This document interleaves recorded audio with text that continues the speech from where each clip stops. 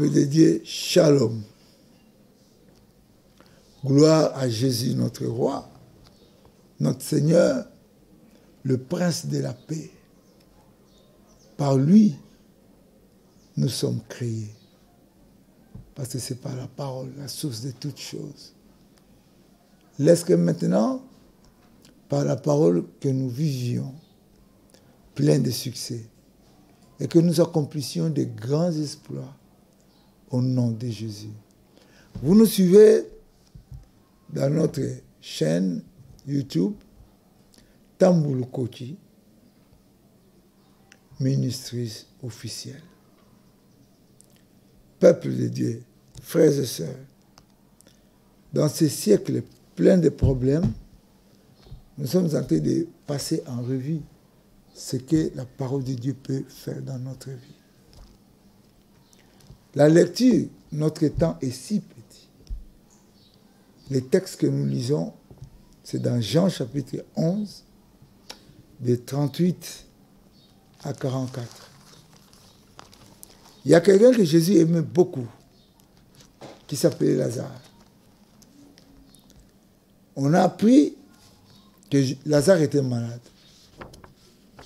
Jésus, sachant qu'il était tout puissant, que par sa parole, il pouvait tout, il a dit aux gens que notre frère Lazare est malade.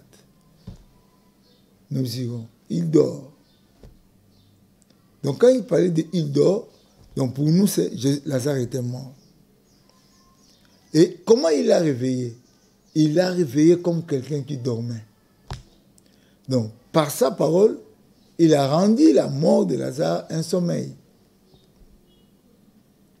Il n'a pas crié Lazare est déjà mort. Non. Il a dit Lazare dort. Quand vous parlez en tant qu'enfant de Dieu, parlez, dites aux choses ce qu'elles sont, selon vous, selon la puissance de Dieu. Ne regrettez rien, parce que rien n'est impossible à Dieu. Donc rien n'est impossible à sa parole. Nous avons dit à 38, Jésus-Christ était déjà à la tombe de Lazare.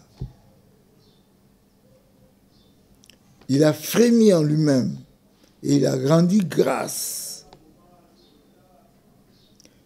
devant les hommes qui étaient là. Il a rendu grâce à Dieu.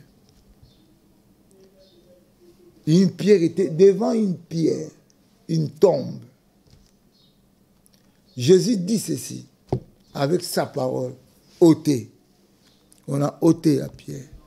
Il y avait des gens qui étaient là, qui savaient ce qui s'est passé. Une sœur de Marthe, de Jésus, une sœur de Marthe, de notre frère Lazare. Il sent déjà, Seigneur, il sent déjà.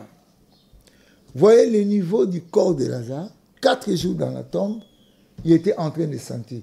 Mais Jésus a toujours l'image que sa bouche avait dit qu'il dormait.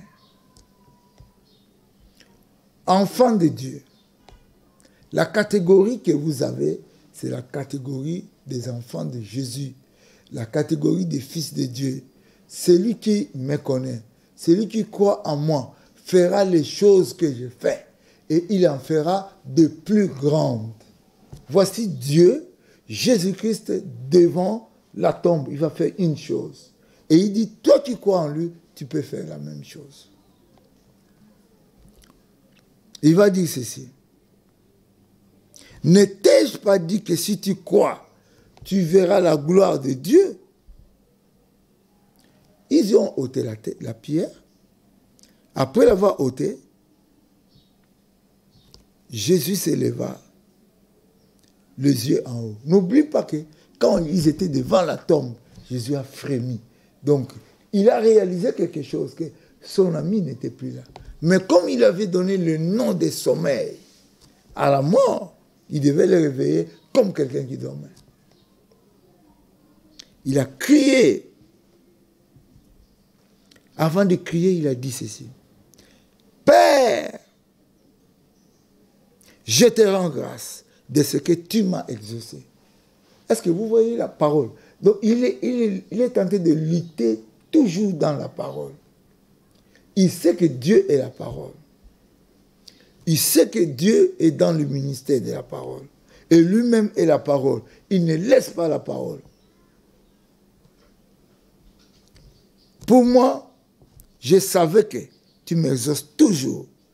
Mais j'ai parlé à cause de la foule qui m'entoure, afin qu'ils croient que c'est toi qui m'as envoyé. Il criait d'une voix forte. Lazare, sors. La puissance de cette parole a réveillé Lazare. Il est sorti, bien qu'il était lié. Vous allez me poser la question, comment? Moi aussi, je vous pose la question, comment? Dans la tombe, il avait des pieds, des mains liés, mais il s'est retrouvé hors.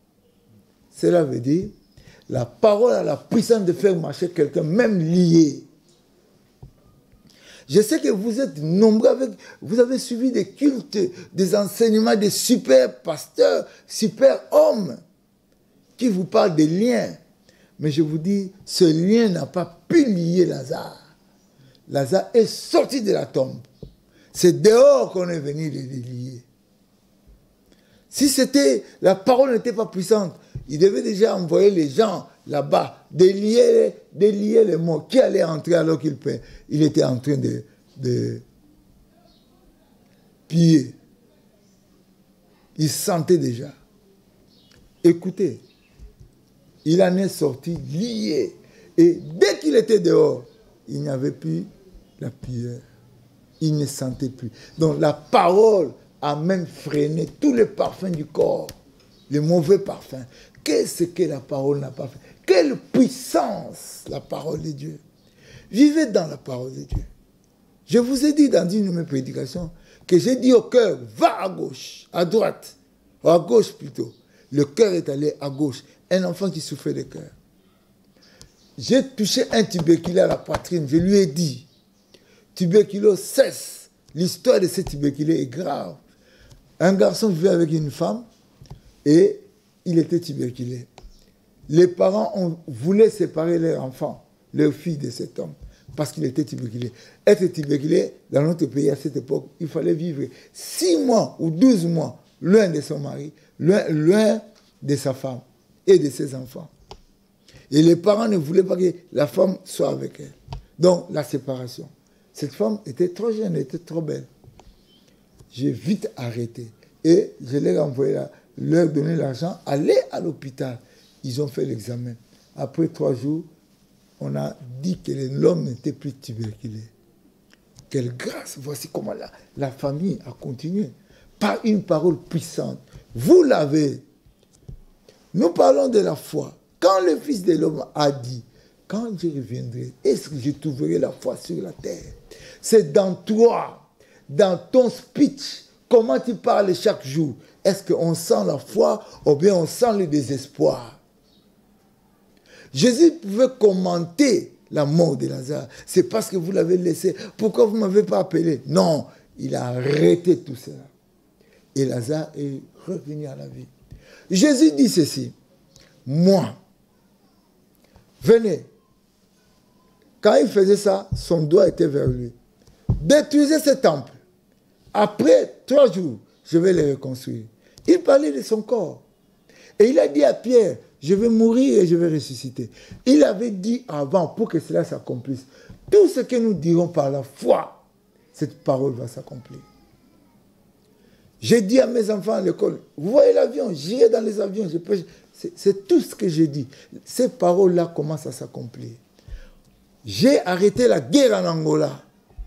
Je leur ai dit, l'Angola n'entrera pas en guerre en l'an 2000. Celui qui continuera la guerre mourra ici en Angola. On l'enterrera en Angola. Demandez l'histoire de l'Angola. Et vous verrez que cela est venu. Et les mois que j'ai donnés, les dates que j'ai données, ta parole est puissante. Devant coronavirus, devant les échecs que vous voyez, devant les problèmes, même si tu es président de la République, vous savez que le soleil s'est arrêté. Un homme a arrêté le soleil. Soleil, arrête-toi sur Gabaon. vous avez avec vous la puissance de la parole de Dieu. Ne vivez plus comme auparavant. Prions.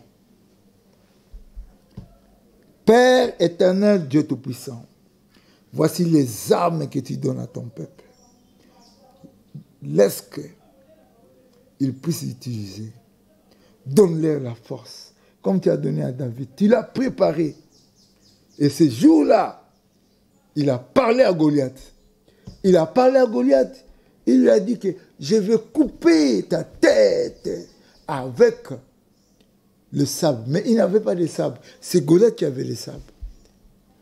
Mais à la fin, David a coupé la tête. Parce qu'il avait dit avec foi que tes enfants vivent au-delà. N'importe quel virus, n'importe quelle maladie, n'importe quel échec, n'importe quel problème, n'importe quelle situation. Même dans ces temps de la fin, tu es la parole. Laisse que la parole puissante de Dieu s'exerce dans la foi audacieuse. Au nom de Jésus, j'ai prié pour celui-là, pour mon frère, pour ma soeur, qui ne met pas au monde, qui ne s'engage pas. Père, qu'il le fasse cette année. Au nom de Jésus. Amen.